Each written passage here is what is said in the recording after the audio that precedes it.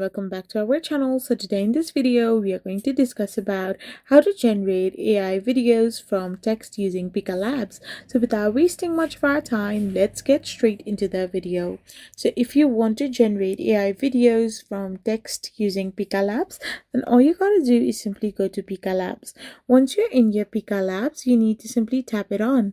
You need to now join the Discord channel and find the generation channel or message the bot. You need to type in /create followed by a detailed text prompt, like describing the scene, your style, and actions.